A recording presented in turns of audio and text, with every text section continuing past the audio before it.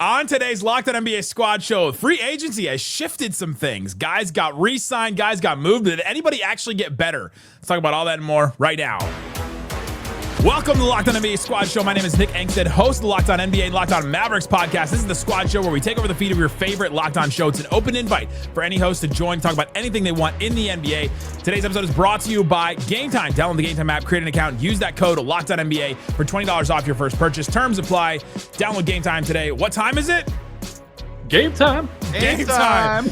I'm joined today from Locked On Thunder, Rylan Stiles, Locked On Rockets, Kevin Durant's new DM partner, Jackson Gatlin, DeAndre Ayton superfan number one, Brian Kamenetsky, the biggest fan of Jonas Valanciunas this side of the Mississippi, Ryan Blackburn, and the guy that now has to answer to Kristaps Porzingis' doctor, Brad Rowland from Locked On Hawks. We may end up somewhere completely different, gentlemen, but I want to talk about the Rockets first. A lot of people are talking about the Rockets getting Kevin Durant, all these different moves that they've made. I think they've made 9 moves in free agency.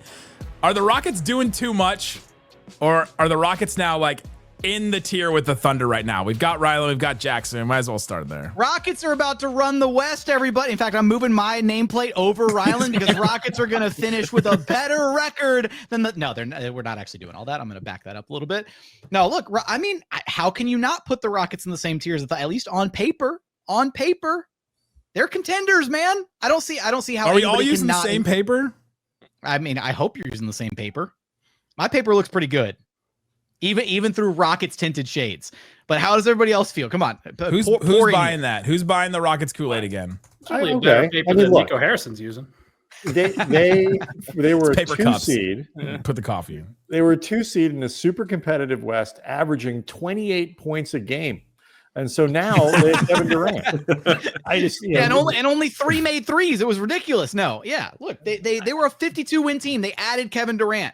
Like, they might crack 60 wins this next year, and they're gonna meet the Thunder in the Western Conference Finals. It's those 2 teams. Like, let's just fast forward to next May because that's what's happening, Rylan. Okay, Jackson. Question for you: you have 17 power forwards on the roster. Who's actually going to shoot threes for this team outside of KD and Fred VanVleet? Dang. Jabari Smith Jr. is going to shoot threes and be just fine at it. Reed 4. Shepard is going to shoot threes and be Okay, great at it. Aaron Holiday is actually going to play some minutes and shoot some threes. Tari Eason's an okay shooter. Give him some respect. DFS shoots DFS threes. will shoot threes. There you go. Like boy. their shooting woes are a thing of the past. They will no longer be a bottom 5 3-point shooting team. We're shooting for middle of the pack mediocrity here in Houston. Just wait till that's he's good enough, right? The Thunder just won a lows. championship, middle of the pack 3-point shooting. Yeah, if you got the elite defense, then the shooting doesn't really matter as much. I am now picturing Clint Capella taking threes right now, and I've seen plenty of that in practices. It's not going to work out very well for you. Lots of 2 big lineups. It's going to be a lot of fun. We've seen Steven Adams take threes in warm-ups. Anybody been at a game where you see Steven Adams warm up? I've definitely seen him take John a 3. Corrales on the squad show right now. Why are we talking about 3-point shooting so much? We actually had to trade John Corrales to another network in order to get under the second apron. Like we had to lose that salary. We had to buy Network to be named later. So I do like Houston, though. I think that they're going to be a fantastic team during the regular season as long as Kevin Durant stays healthy, and surely he'll stay healthy throughout the entire season. I don't see any way that's something that comes back to bite them. Honestly, though, they're built to withstand a little bit of KD missing some time. I think you go into it with the expectation that KD's probably going to miss, anywhere from 20 to 25 games, and they're not going to just suddenly crater without KD. I mean, they won plenty of games last year where Jalen Green didn't show up as their leading scorer. So if you just suddenly remove your leading scorer from the equation, this Rockets team has plenty of experience doing that this past year. So I think they'll be just fine, even in the games where KD misses. The goal is to have him healthy for a 16-game run in the postseason. Not far be it from me to further pour the Rockets Kool-Aid, but they're literally changing Jalen Green and Dylan Brooks' shot selection for Kevin Durant's shot selection. That in and of itself to me is enough to give him 5 more wins in the regular season. My question though is Reed Shepard. Is he he's the backup point guard? How much are they going to ask of him? We didn't see a lot of him last year at all. A lot. look, they gave him a shot last year. They gave him like the first quarter of the season to see if he was ready for the NBA. He wasn't. He was deer in headlights. He did not look ready for it. Then they pivoted to Aaron Holiday. There is a lot riding on his shoulders to be able to make things work as the backup point guard, which I think kind of speaks volumes about how invested the organization is in him and how much they really believe that he's ready to take that step forward. Near the end of the season and some of the spot minutes that he would get in like garbage time moments, or even a few of the games that he started near the end of the year, he looked like a completely different player than he did from, the bright lights moments earlier in the season. So I think for a steady like 12 to 15 minute a night role backing up Fred VanVleet next year, with Fred and Amin Thompson kind of handling the primary ball handler responsibilities, and then obviously a lot of the offense going through Şengün and KD as well, he'll be just fine in that role.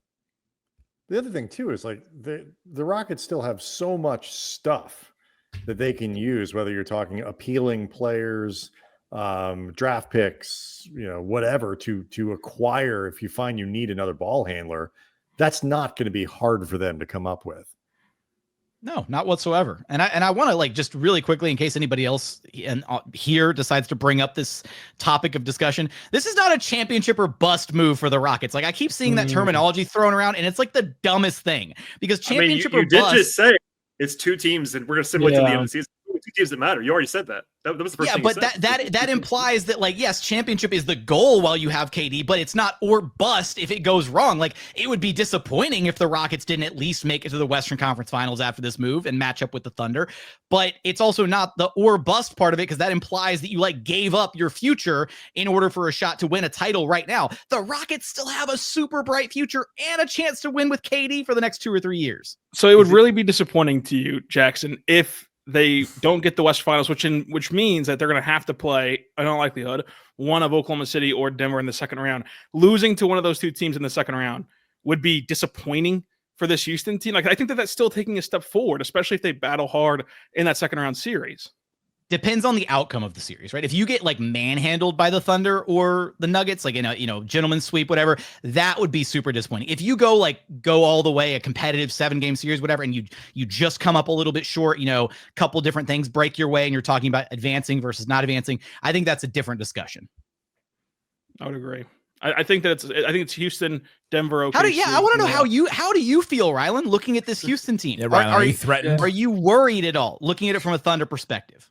I think that they're interesting. They gave the Thunder some stylistic problems a year ago without having these additions. And then now, the only thing that I'm left questioning is how they're going to jostle this front court, and like how often are they going to play double bigs, and how often are they going to maybe not have their best defensive lineup out there, because the way that the Thunder were able to navigate having a middle of the pack 3-point shooting team in the playoffs, and in the playoffs, a terrible 3-point shooting team, was that they were so elite defensively with every lineup that they put out there. And whenever you put a lineup out there with Şengün and Kevin Durant, perhaps you're going to have some lapses that you otherwise wouldn't if you're Houston. But I do think that it's Houston and Denver in the West that are the two biggest threats to Oklahoma City. It's pretty clear, like Minnesota losing Nickeil Alexander-Walker, they're probably going to be just a little bit worse. You never know what they can do during the season, though. They seem to find ways to continue to add talent. I don't really see the Lakers challenging at that level, though. Brian, sorry, DeAndre Ayton probably not gonna be digging deep to lead some playoff series wins here. Ryan's not buying into the dominating going on in LA right now. Okay, here I will look. It is. The Lakers are trying to just sort of keep up with the Joneses here, keep up with Houston. The Dylan Joneses. Keep up with Denver if you can, not fall. And obviously, DeAndre Ayton doesn't do that necessarily when you look at what everybody, he's not acquiring Kevin Durant. It's not the same thing. But even if why wouldn't you just go get KD though? Is Rob Pelinka dumb? He could have just gone and gotten KD. I mean, I guess the GM wouldn't give it to him. But does he have a history of just getting a star player from another GM? I'm assuming, did Rob Pelinka forget his cup of coffee when he tried to talk to Brian 25 Gregory? for 25 and Luka trade jokes on the squad show. Just even the frustration of having DeAndre Ayton drop into the Lakers' lap in an offseason where they wouldn't otherwise be able to find a center was enough to keep Matt away from this show. So, he's so deep as his Luka PTSD, but I look at it this way: even if you stipulate that Ayton fixes none of the professionalism bad habits that he's built up over the last few years, and all of it stays exactly the same, he is still so much better than Jackson Hayes that the Lakers are significantly better than they were at the end of last season. You know, I like the LaRavia signing. I think that will replace 75% of 80% of what you were going to get from DFS. So I'm not worried about that. And then you're swapping out Jackson Hayes, who is a replacement level NBA player, for a guy who has never averaged less than 14 and 10. You know, for all of our problems with Ayton, and they are myriad, he's still a pretty productive guy who does all of the things that you would want a center to do on a Luka-led team. He's a good pick and roll player. He can get above the rim to finish. He's a good offensive rebounder. You know, he can do all that stuff. So, I mean, just they're replacing Jackson Hayes. So that's the guy. You don't measure Ayton against the ideal center that the Lakers could pick if they could pick anyone. You measure him against who is he replacing and what was available. And they're paying him less than the Spurs are paying Luke Cornett. I'm just glad that LeBron feels exactly the same way as all of that. He might not. You know? LeBron crashing out the first time he watches DeAndre Ayton. Like Ayton's gonna sit there and watch a rebound and watch like 3 or 4 Lakers fight over the same rebound. I think we all know the play I'm talking about here from his Phoenix days. And LeBron's just gonna crash out magnificently. It's gonna be awesome to witness. Get the Rich Paul statements ready. Jackson Hayes picked up a foul every 13 seconds. I mean, again, the thing about Ayton though, it's not about like no, Nick, we're talking about Jackson Hayes. Come on, get the idea. The thing about Jackson Hayes is that it's more about with Ayton, the lows are like he could check out, and he could check out much more. There's also some pressure though of like not. Like this is your last chance. I think this is your last chance in the league. Well, if you can't get the professionalism stuff right next to LeBron and Luka and the Lakers, then every other team's just going to quit trying to make it happen. To where that's worked out for guys before, right? It has. How many times has the last chance guy on a LeBron team worked out? Last chance you ever watched it. If I already had like 200 million in the bank and this was my last chance to like establish myself before I was run out of the league, but I'm sitting on $200 million or whatever it is, I might be out of the league. I'm not sure that would be enough. Can you drive down an icy driveway, Brian? That's the question. Can you born in the Bahamas? Can you turn into the skid? That's the question. The man has never seen snow. Give him a break. He also sleeps on an air mattress every night as a $200 million He's man. Frugal. So you want that kind of your point that he won't care about the next contract. Would you rather him be Malik Beasley? I mean, what do you want? At least he and LeBron can bond over that. I love the Lakers mafia swerve. Like that's a good thing. I love this Lakers mafia swerve of that Ayton is actually underrated. Brian is legitimately not part of that, and yet he is still buying all the Ayton Kool-Aid right now. It's not that he's underrated. It's that he doesn't suck. Like you think you look at the reactions of DeAndre Ayton and think he's trash. He's not. I'm not talking about a guy going out and being an all-star and this is going to be the year he puts it together and, he's going to see his talent and we're looking at, 23 and 10, baby. Like, no, but he doesn't suck. Like the narrative is swung too far in the wrong direction on Ayton. I will say it again. If he does nothing to fix any of the issues that he has from a professionalism standpoint, he makes the Lakers, 65% better at the center position than they were at the end of last year. Just because Jackson Hayes isn't very good and his backup was Alex Len, Christian Coloco, Trey Jemison, like those are the centers the Lakers finished the season with. Can I call out somebody on the stream?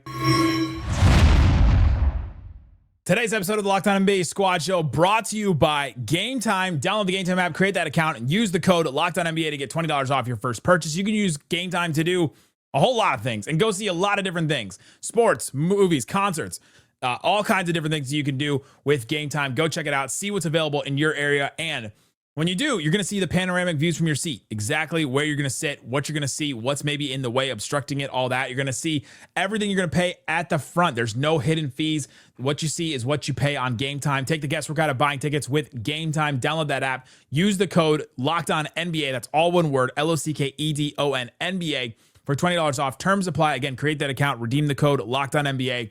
You get $20 off your first purchase. Download Game Time today to go to concerts, comedy, theaters. I've used it for all kinds of different things with Game Time.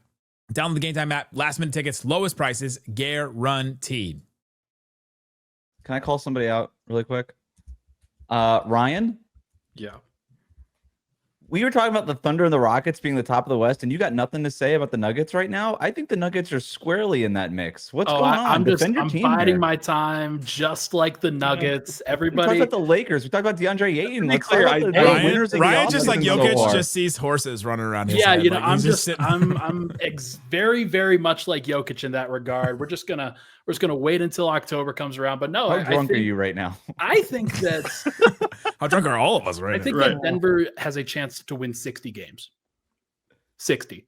I did not think that they would like get anywhere close to that during a Jokic tenure because one, they didn't have a good backup center ever before. Now they've got Jonas Valanciunas, who like, hey Brian, he might be better than DeAndre Ayton. I just want to let you know. And Deron Holmes, who also might be better than DeAndre Ayton. But either way, like now you've got Cam Johnson, who's I think a better player than Michael Porter, though they're in the same tier. They got back Bruce Brown, who's just going to be wearing cowboy hats all around Denver and hanging out some shots to people, things like that. And Tim Hardaway Jr. is a good spot, so they're back. Like this is a team that they were the two big weaknesses for them were that they were so narrow around that core four, around what Jokic was doing, and they had zero depth whatsoever. And they've addressed both this offseason. Look, from a Thunder's perspective, they should hope that you and Jackson are absolutely right, that these two teams go win 60 games, and then like the Thunder, the 1 seed, you guys are the 2-3 seed, and then the Thunder don't have to worry about it until the West Finals because they're trying to not only repeat for the first time since those Warriors teams, but just simply get out of the second round or better since those Warrior teams. So it's going to be very tough for the Thunder to pull this off, and if they have to play Houston or Denver any earlier, then the chances of them falling by the way of what these typical champions have done grow exponentially. So the Thunder should hope that these two teams are really good. I think that Denver is a bigger threat to OKC than Houston because of Jokic and because of just how they play basketball really bends the Thunder style of defense in a way that no other team's been able to do to this point consistently. And then Houston, is right there as well. But I think it is a clear top 3 in the West. It's going to be a lot of fun. I didn't think that they could turn this around. The fact that they were able to trade Michael Porter Jr.'s contract is crazy. And they got a better player. I want to take the squad show hat off for 1 second. I know we're supposed to poke fun at each other, but like I'm actually so impressed with Denver's moves. Like they walked away, being able to like say nice things on the squad show. Oh, what? I thought we were supposed to be mean to each other. Shut up, Jackson. You have to be mean the entire time. I just want to clarify for Matt Moore, wherever he is listening, that the only reason I'm on the squad show is because I finished my homework in time. So, all right. No, but like actually, how weird is it that like next year, the winner of the Western Conference might just be the team that actually like ekes out the 1 seed, like between the Thunder, the Rockets, and the Nuggets. And I think you give the benefit of the doubt to the Thunder. They're the youngest team. They just did it this past season. They should be able to truck through the regular season with ease again. But at the same time, like it's nothing is a given, right? They sustained some major injuries this year and were able to power through those. But like if you lose SGA for an extended period of time for any reason, like whoever wins the 1 seed in the West might just cakewalk to the finals if they don't have to deal with the other two teams. Or if the Thunder have a significant injury that actually prevents a player from playing, which J-Dub, obviously he got hurt and was playing through some stuff and was still fantastic in the finals. So credit to him. But like Denver missed out on having Aaron Gordon in Game 7. I don't think they would have won that game either way, but it certainly didn't help that they didn't have a good version. I still don't know who on the Nuggets guards DeAndre Ayton. So you guys figure that out. I have a player who the altitude guards DeAndre Ayton. Can I wager here? I've got a guy who's averaging 14.5 points and 10 rebounds on his per 36 numbers. Anybody want to wager a guess who that is? Because it might be better than DeAndre Ayton. Is it Jock Landale? Jock Landale. There we go. Would you rather have DeAndre Ayton or Jock Landale? Because they're both 14 and 10 guys, baby. You laugh, but I was actually like, when all of this stuff was happening, I'm like, ooh, Jock Landale might get released. how down bad do you have to be like, ooh, Jock Landale? This is my point. Like, this is what we were doing. The litmus test. Brian, did you ever once consider Dwight Powell from the Dallas Mavericks? Dwight Powell didn't consider himself a basketball player today. We still have Maxey. We don't need Dwight. They were best friends, and it would be the power of friendship to get them back together. He was also in the Rajon Rondo trade.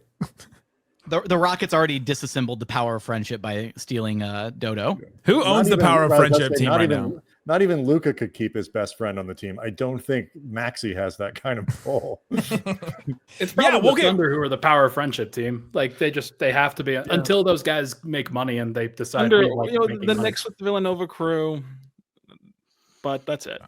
Yeah. Is going from Tom Thibodeau to Mike Brown an upgrade to anyone? Yeah. No. Side grade. Yeah. It feels like a lateral move to me.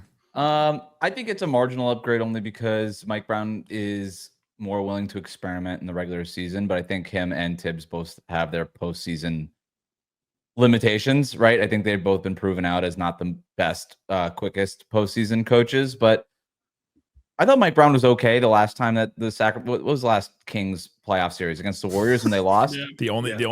The only one. Yeah. But like De'Aaron Fox got hurt. I think they win that series if De'Aaron Fox is healthy. Mike Brown had coached well, but he was also coaching his former team, which he like kind of knew intimately. And I don't know how much of a leg up that was, probably a lot. But I think it's a slight upgrade. It's like a B to a B plus, but it's still going to be a problem for them probably. I thought it was pretty underrated how creative Tibbs got in the playoffs when they're making the conference finals and doing some impressive things, just trying to manipulate the fact that Karl-Anthony Towns was Karl-Anthony Towns and like that they still had to kind of make up some of those differences. But no, it'll be fascinating. I think Mike Brown's okay. He's very clearly okay. And like they've got Jordan Clarkson now sick. Yeah, how much is it going to be? Just okay. They got Clarkson. They added to Yabusele as well. Like they got a couple depth pieces. Like and just if you get back into the season and everybody's healthy from the jump, like how much is it just going to be like? Okay, Mike Brown just like actually has like a solid like 10 deep NBA rotation that he can rely on and will rely on, as opposed to Tibbs running his guys into the ground starting in November. And the two best teams in the East are out of it, right? No Boston, no Indiana to have to try to get through. He might just sort of fall into a better. More success, like the Knicks might fall into the NBA Finals because the Cavs love to throw up on themselves in the playoffs. The Celtics aren't in it, the Pacers aren't in it, and you look around and you're like, I don't know who else is in it. Maybe the Hawks. I don't know. That's a perfect segue to the Hawks. They're going to be a top four team. No, top four team in the East. Your top four in the East next year are going to be Cavs, Knicks, Hawks, Magic. Right there. Those are your top four seeds.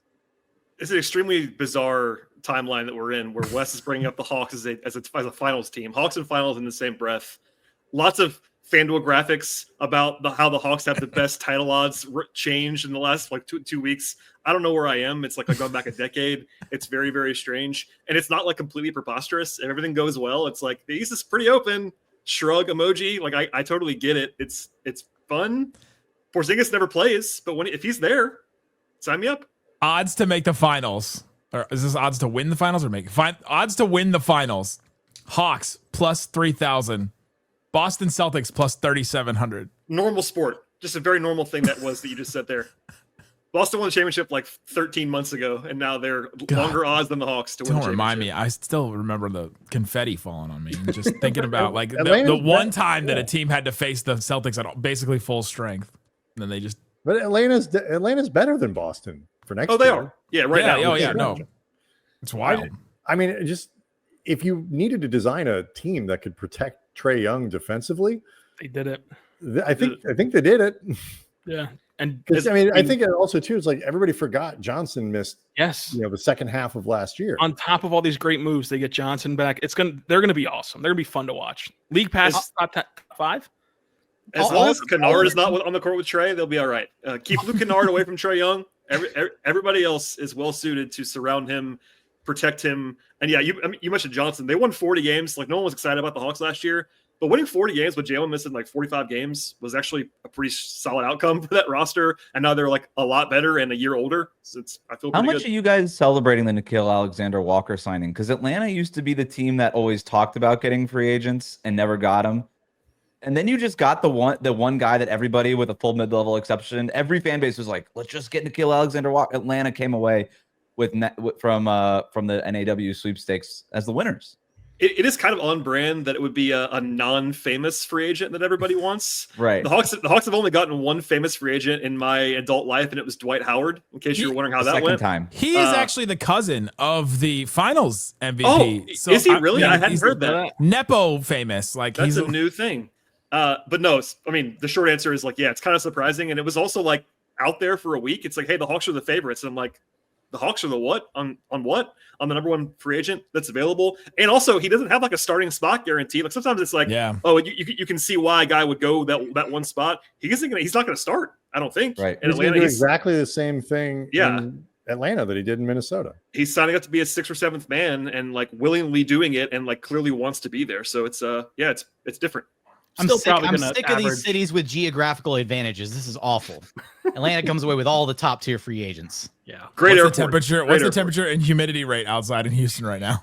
It's god awful. It's Hawks exceptionalism again. Yeah. No, but actually, so obviously, look, a lot of this health permitting with Porzingis, right? But is Porzingis a little bit of also an asset here as a $30 million expiring contract? And could the Hawks potentially actually, if his health struggles continue, right, could they not just flip? I mean, Okongwu's a starting caliber center. Okongwu can start just fine. Could they not then flip Porzingis and an asset or two into something else?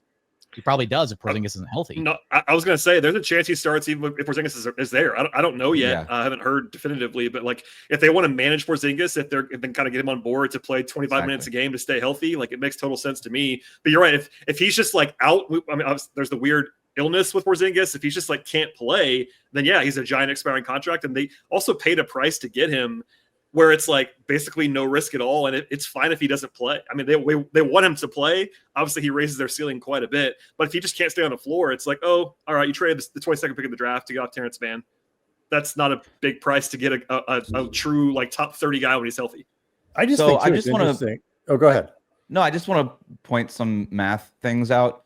If you just add Kristaps Porzingis' expiring salary, Luke Kennard's expiring salary, Zachary Richey's rookie salary, and throw, I don't know, 2 first-round picks that might be owed by Milwaukee back to the Bucks, it pretty much matches Giannis's salary. There are multiple ways. No, there are multiple ways for that to happen. The other one is Wisconsin native Jalen Johnson, who grew up there and is from there, and would be probably appetizing to the Bucks if they wanted to do that. I'm not saying they're going to do that, but if Giannis makes himself available, it's the Hawks. You have to have him wanting to go to the Hawks, which I always like. Hey, that's kind of a small wrinkle. As much as we're talking about the Hawks in a good light right now, it's not usually the destination that someone like that would pick. What if he told him Chick-fil-A was invented in Atlanta? That might sell him. Is that enticing enough to Giannis? There are a lot of Chick-fil-A's. There's one in every corner here. If the city promises him only in Atlanta, they'll open on Sundays. Just one time. What was that commercial where the guy has the Taco Bell cantina like in his house? Like, could they do that in the house? The NFL commercial. Yeah. Hey, Taco Bell's a Nuggets thing. Keep out. They're not bad. I'm saying Chick-fil-A. Just steal their idea. Would be, put one in his house. Little booth. Very Atlanta. Little high school kid that just like works there all the time. Well, that's what Chick-fil-A. Who are the biggest losers like in free agency right now, other than the Lakers, of course? The Lakers won because 4 hours ago it was the Lakers. But now they're winning. No, we're just not the losers. I mean, would you have traded Dorian for DeAndre Ayton? Like, absolutely. Yes. Oh. Yes. I would not have done that. Just on the record, I would not have done that. I would have done that. Brian, I'm with you on this. You know what? I'm on the Ayton train with you. Let's do this. I love DFS. They're dominating the squad show together, guys. We're reading off the cliff. Dorian Finney-Smith is a 32-year-old, decent but on the downside 3-and-D wing that no longer can really guard down. Like he can't guard 2s and 1s anymore. And like, it's a great signing for the Rockets. I'm not taking away from what Houston did here, but for what the Lakers needed, do they need that, or do they need a center who isn't Jackson Hayes? And so like, yes, they traded in this scenario, they're trading the 7th, 8th guy in their roster for a starter. That's a no-brainer. Yes. You do that every time. Yeah, absolutely. The only reason, like we talked about Ayton on a show last week, and the reason not to do it is because to get to $35 million, the Lakers would have had to trade like 4 rotation players. And DeAndre Ayton's not that good, but for $8 million and giving up essentially DFS, but then you sign LaRavia, I mean, to me, it's kind of a no-brainer. I think, look, you do it in a vacuum. It's a no-brainer in a vacuum, but I think the idea here is that, like, if you could have kept DFS and gotten literally anybody else, then, like, that would have been a better possible outcome. Jock Landale makes $8 million. You could have had him. Why does Jock Landale make $8 million? Brandon Carlson. He's a living, breathing TPE. Just let him live, okay? That's all he is. It's a non-guaranteed contract all 4 years. It's like the greatest thing ever. I was excited at the prospect of them acquiring Jock Landale. I'm not lying. I'm like, I want you to know, Jock Landale has gotten more run on this show than he did all season on Locked On Rockets. I just want you guys to know that right now. And look, Denver's had a better offseason. The Rockets have had a better offseason. The Hawks have had a better. We don't need to be talking about the Lakers that much, although I'm happy to. It's good for traffic. Thank you. But I'm just saying, like, this is a very significant signing for the Lakers to maintain a team that still has a second-team All-NBA player in LeBron James, a All-Star adjacent player in Austin Reeves, and skinny Luka. Hey, you got to watch those angles on those pictures. You got to get it on video, and you European diet, man. I've seen it. No, skinny Luka is in the same light as Hoodie Mello and Ben Simmons hitting off-season threes until we see it in person. New Lakers owner Mark Walter is going to import every ounce of food in the facility from Europe this year. I would like to point something out about because he's a DeAndre billionaire. They're all that has nothing walking, to do with Luka's diet. They're going to walk everywhere. It's going to be very continental. They're going to walk everywhere. Yeah, they're gonna walk from Lakers games down the street to what they're going to get. Stadium. That's it. That's as much walking as they're getting. They're going to throw a couple coins at street musicians. It's going to be great, and Luke is going to stay skinny. Wait, can we go back to, did anybody really lose free agency? The Sacramento Kings. The Kings. They got Schroeder. Sick. I know. The Sacramento Kings. Yeah, They at least got somebody. they did. They sacrificed Jonas Valanciunas to They do did it. lose. The Sacramento Jonas. Kings went back to like when Alan Crabb was making $20 million a year or whatever, and they're like, let's just do that with this guy. And then they tried to give up Monk too. The thing that I didn't get, They're actively trying to trade him. Like, why would you try to get Schroeder and then you also try to give up Monk? Like, I would just keep both of them. Because now they had Dennis Schroeder, and they're like, oh man, we did the thing again. Where we have too many point guards, too many guards who don't fit together, except like a way worse version of it. Well, and they went from Jonas to Dario Saric. And I was waiting for Dario's minutes. going to get bought out. I was waiting for minutes after that trade. Like, that's all? Like, there's nothing else? There's nothing else? No way Dario is staying on the Kings. Minutes is a long time in free agency, Brad. I don't know. Very Chicago Bulls style trade where it's like, that's it, huh? Bulls have been tough too. Okay. We have totally, as a society, wormholed the idea that Alan Crabb made almost $77 million at playing NBA basketball. I have never forgotten it. That is a spectacular poll, Wes. I mean, the Nets gave him that 4-year offer sheet and it got matched. All right. Who has the brightest future between the Bulls, the Wizards, and the Nets? The Wizards. Wizards. Have you looked at the Nets? Clearly, right? Has like anyone the looked at Wizards. the Nets roster? Yeah, it's horrible. The Nets are legitimately probably going to start Yegor Demon, Cam Thomas, Terrence Mann, Michael Porter Jr., and Nick Claxton. It's not bad. Demon's terrible. Not bad. Not bad for what? It's a 10 seed in the know if East. he's terrible. 10 seed in the East right there, Nick. At what point can Cam Thomas and Michael Porter Jr. look off each other at the same time? Yeah. Is that At the start of possible? his podcast or on the court? Yes. Thank God they got Yegor Dimon because, my God, they need somebody to spoon feed these guys. That Nets roster, just pull it up one day. Just look at it for a little while and just kind of stare. I'm just thinking about, and like, I love what Michael Porter gave to Denver. He being the locker room leader for the Brooklyn Nets and that group. That He's group not- specifically they're not is gonna going to be feed him. funny. Like he's not going to stay there forever, right? Like What are they going to do? Yeah. I mean, I don't know. they made 5 first-round picks, kept them all, and they're all projects. All 5 of them are Yeah. projects. Yeah. They didn't like try to like get an older guy who was like a low ceiling player. Nope, we're taking 5. That's what it's like. projects. That's the hardest part. It's not that I have no idea if any of those guys are good or not, but how do you give 12 players that all need development enough time to actually? Did you hear their Do it. starting lineup? I just rushed it off. Hey, Brian, 15 losses. That's how you, or sorry, 15 wins. That's how you do it. 15 Okay, they're gonna have 15 wins all season long. No, I get it. But Garbage Washington, time. I like Washington. Like there were like Washington's 3 or 4 players that I would take, 5 players I would happily take off that roster. Yeah. The Wizards should no longer be in those conversations. They have too many dudes. Yeah, Brian wants all the geriatrics from the Wizards roster. Yeah. Do the Toronto Raptors replace them? just kind of like, what are you doing type of thing. What direction are they going? Still the Bulls. What are they doing? I don't know That what to team's make still out of Chicago. them.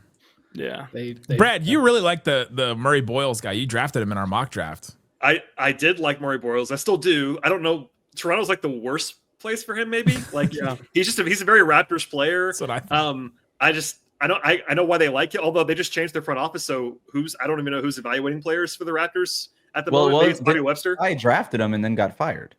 But I think they said after that they already knew he was leaving because it was like the next day. It was very odd. It's true. It wasn't parted ways. It wasn't there a rumor that Kaman Malawach would have been the pick if Masai was going to pick him? I mean, I would believe that. I don't know. I mean, he's from Africa. I feel like Masai is always going to pick those guys. Yeah, I mean, I felt bad for Murray Boyles because it's like, oh, you got to go play behind Scotty Barnes, who's like the good version of that kind of player, but it's like they don't really fit together. And then they had paid Jakob Poeltl like $1 billion. I don't know what they're doing. It's the Raptors. They're better than the Nets. They have they have some decent players. It's just I don't know what their plan They're is. better than the Nets for sure. They're doing. Their leaps and bounds better than the Nets. Yeah. To be very clear. The The Nets Nets don't have really a single steer their player own. that would start on the Raptors. I don't think. I mean, Who are the bottom 5 teams in the East this next season? What the hell? Like, this is kind of Nets. hard to pick. Okay, Nets and Wizards for Nets sure. and Okay, for sure. Wizards. That's 2. The Hornets are going to be in a weird. I mean, they're trying. They're going to try. I don't know if they're going to be good, but they're going to try. They signed They're Mason Are Plumlee. they Mason trying Plumlee's or their are they starting center. trying? I mean, they're trying more. I would say. Watch out for They're trying Trey Man. more. Are the Sixers going to start trending Watford? The Sixers Sorry. could be down there The again. Sixers could be if Embiid can't play, we never know if he can play. Yeah, there's no Shout team out in the to- NBA. No team in the NBA has a wider expected win range than the Sixers. Shout out to the mock draft squad show where we were all talking about the Sixers, and I think it was Philip from Locked On Magic that was like, yeah, and if Joel Embiid can play, and he's like being all like nice about it, and shout out to our new guy on Locked On Sixers, Mark Farzetta, that goes, Embiid is cooked. There's no chance that he plays the same way, and it just goes straight into it, and everybody lost it because we hadn't heard a Sixers guy like come out and say it like that. So, hey, well, there it is. Are we 100% sure that the Heat don't land somewhere in the bottom 5? Whoa! Oh, Wes. All right, here we go, Wes. Fighting words. If everything goes to plan, they will be in the bottom 5. Let's go, baby. We need to have one good pick. Let's go. Pulling the ripcord right now. They beat the Hawks in the play-in tournament last year to get into the playoffs, kept their pick for 2026. That's the move. The Sixers with moderate health will be better than the Heat. The Raptors There is could no be better. moderate health, right? Like the Sixers, to your point before, it was like they're either going to win 55 games or they're going to win 25 games. Yeah, there that's is true. no in the middle for them. That's true. The Yeah. Raptors could be better than the Heat. The They Bulls probably probably won't be, but I guess they could be. If The Bulls won more games than the They Heat did last win more year. games last year. Orlando will be. The Pistons will be. The Bucks will be. The Pacers still will be. Mhm. Knicks will be. Celtics will be. Mhm. Yeah, Mhm. it's not going to be good, Wes. Sorry. It's gonna be great. No, Are you he kidding? said it's according to plan. It is going to be good. It's Are great. are we sure Giannis is like gonna play 70 games? Because if he doesn't, that team is Yeah, that team. That's is- a pretty bad team. that team's The Bucks a could mess. be the Bucks could definitely do Kevin it. Porter Jr. is leading that team to 50 wins. How dare you? I mean, you get one Giannis Eichel turn and things go pretty sideways for Milwaukee, and the Hawks would love that just for the Yeah, not- keep not that that- powder not that we're dry gonna get hurt. in Houston. Yeah, Is Kuzma the third best player on their team? Who's the second? Yeah. Miles Miles Turner. Turner. Miles Turner. Yikes! Yeah, Miles Turner was like the 5th best player on the Pacers in the finals. I like that move from Milwaukee. Like, I'm glad that he got Miles, but then I'm just like, you look at the rest of the roster and you're like, damn, this sucks. Like, this is bad. For what reason? Like, It's why a did you?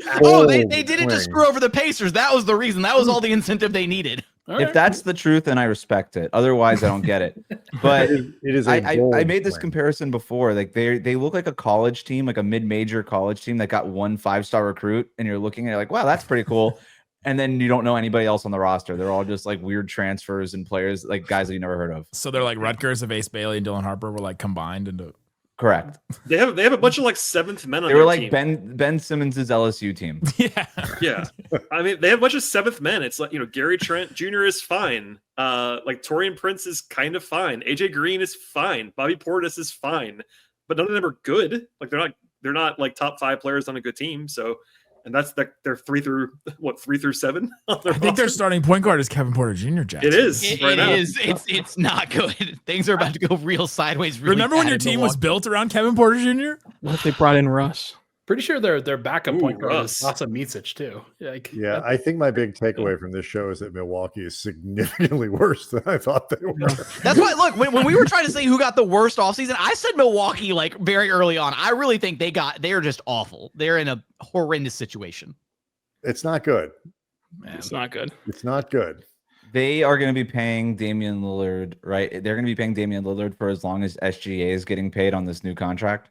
I mean, Lillard, basically, it's the Jabari Smith Jr. contract is the dead money on Damian Lillard. Yeah. They're almost exactly the same. Almost the same.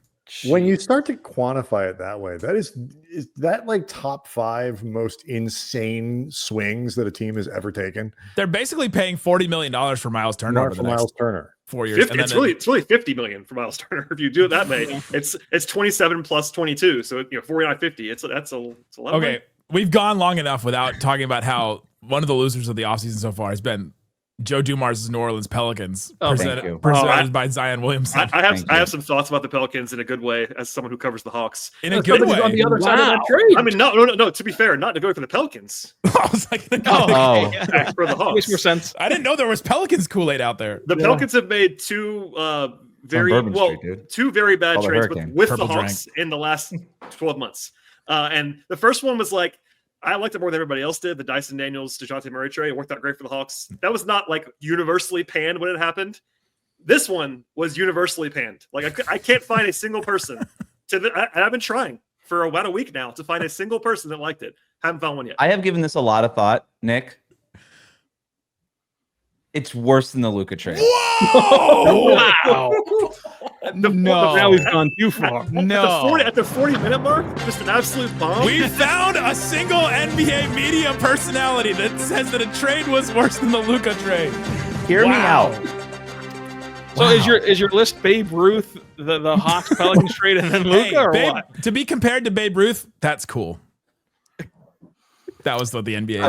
That was such a great quote. That was what Jason Are Kidd the said about Pelicans that. going to give up AJ Dybansta next year to the Hawks? I hope so. They That'd be gave wild. up an unprotected 2026 pick, the better of their own, which is gonna suck, and the Bucks, which we already knew was gonna stink. We just went through their roster.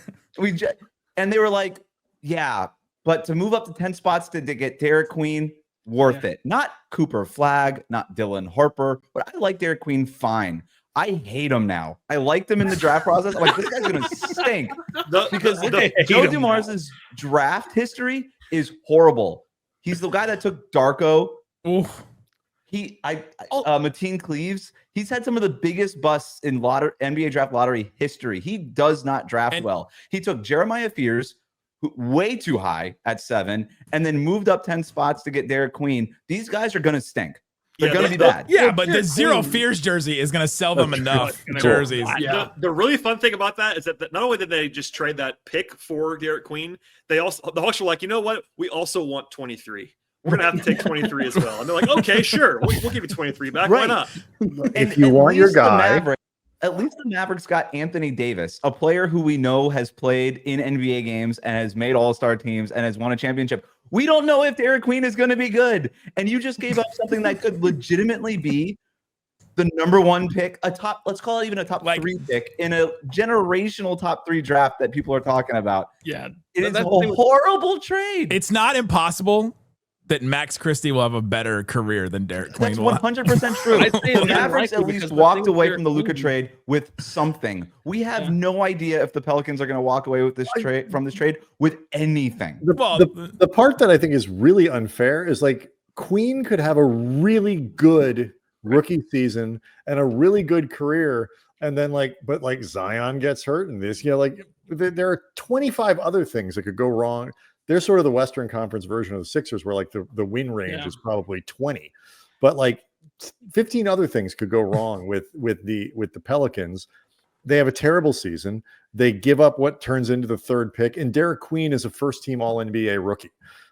All of those things could happen. I just think that with Derek Queen, the whole time in the pre-draft process, you talked about what a unique skill set that he is, and how it's going to take a unique set of circumstances for him to hit his ceiling. And I couldn't think of a worse front court for him to enter into to try to mascade his flaws and highlight his strengths than the New Orleans Pelicans. Well, there was that brief bit of chatter, the Lakers are calling around, they're looking for any center they possibly can.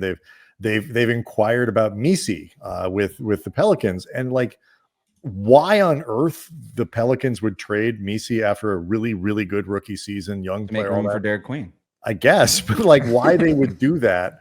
And you're just sitting there and the answer is essentially, I don't know, Joe Dumars does stuff. Yeah, also, I made a list of some of Joe Dumars' transactions over his career. Oh, I'm ready. Drafted Darko Milicic, Type. drafted Rodney White, drafted Mateen Cleaves, all in the lottery, all of them busts.